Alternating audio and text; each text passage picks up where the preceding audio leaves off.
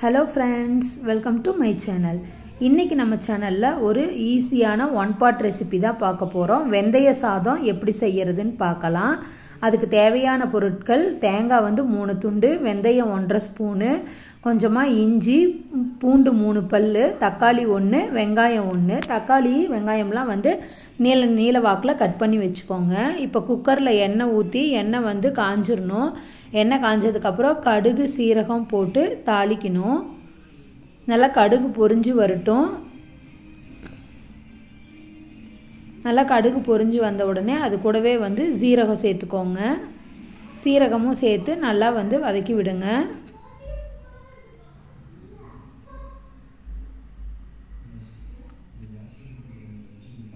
நல்லா கடுகு சீரகம் எல்லாம் பொரிஞ்சு வரட்டும். இந்த டைமில் கருவேப்பிலை சேர்த்துக்கோங்க. இந்த வெயில் காலத்துக்கு இந்த வெந்தய சாதம் ரொம்பவே உடம்புக்கு நல்லது. இப்போ வெந்தயம் 1.5 ஸ்பூன் எடுத்து வச்சோம் இல்லையா, அதையும் சேர்த்து நல்லா வதக்கிக்கோங்க. அடுப்பை சிம்மில் வச்சுக்கோங்க. பெருசாக வச்சிங்கன்னா வெந்தயம் சீக்கிரம் செவந்து போயிடும், அப்புறம் சாப்பாடு ரொம்ப கசக்கும். ஸோ மீடியமில் வச்சு நல்லா வதக்கி விடுங்க. இப்போ தேங்காயை நம்ம கட் பண்ணி வச்சோம் இல்லையா, அந்த தேங்காயும் எடுத்து சேர்த்துக்கோங்க. இப்போ தேங்காயும் சேர்த்துட்டு நல்லா வதக்கி விடுங்க.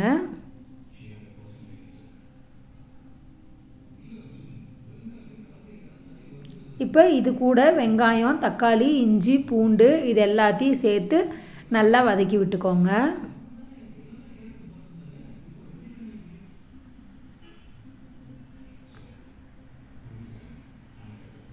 இதில் 1 ஸ்பூன் சாம்பார் தூளும் 1/4 ஸ்பூன் மஞ்சள் தூளும் சேர்த்து நல்லா வதக்கி விடுங்க. 1 ஸ்பூன் சாம்பார் தூள் அளவான காரமாக இருக்கும். உங்களுக்கு காரம் கொஞ்சம் அதிகமாக வேணும்னா நீங்கள் உங்கள் காரத்துக்கு தகுந்த மாதிரி சேர்த்துக்கோங்க. இப்போ சேர்த்து நல்லா மிக்ஸ் பண்ணி விடுங்க.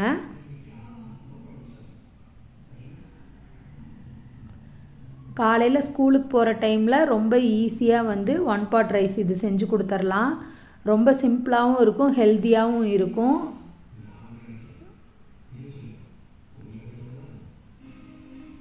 இப்போ நல்லா வதக்கி விட்டுருங்க. வெங்காயம் தக்காளி எல்லாம் நல்லா வதக்கிட்டு அதுக்கு தேவையான அளவு உப்பு சேர்த்து அதையும் நல்லா வதக்கி விட்டுக்கோங்க.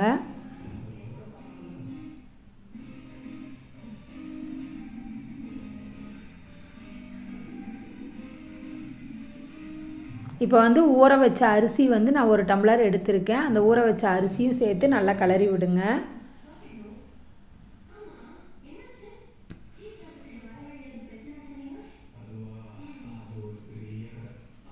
அரிசி சேர்த்து நல்லா கலக்கி விட்டுட்டு இப்போ தேவையான அளவு 1 டம்ளர் அரிசிக்கு நான் 2 டம்ளர் தண்ணி சேர்த்துக்குவேன். நீங்கள் 1 டம்ளர் அரிசிக்கு எவ்வளோ தண்ணி சேர்த்துப்பீங்களோ அந்த அளவு தண்ணி சேர்த்து நல்லா கலக்கி விட்டு உப்பு சரியாக இருக்கான்னு சரி பார்த்துக்கோங்க. உப்பு காரம் எல்லாமே சரி பார்த்து நல்லா ஒரு கொதி வரட்டும்.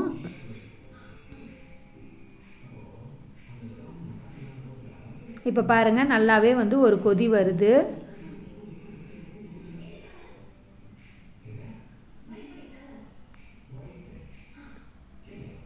நல்லா ஒரு கொதி வந்ததுக்கப்புறம் குக்கர் மூடியை போட்டு மூடி வச்சுருங்க.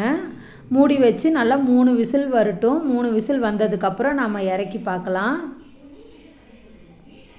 இப்போ பார்த்திங்கன்னா விசில் அடங்கிருச்சு. இப்போ ஓப்பன் பண்ணி பார்த்தோம் அப்படின்னா சூப்பரான வெந்தய சாதம் ரெடி ஆகிடுச்சு.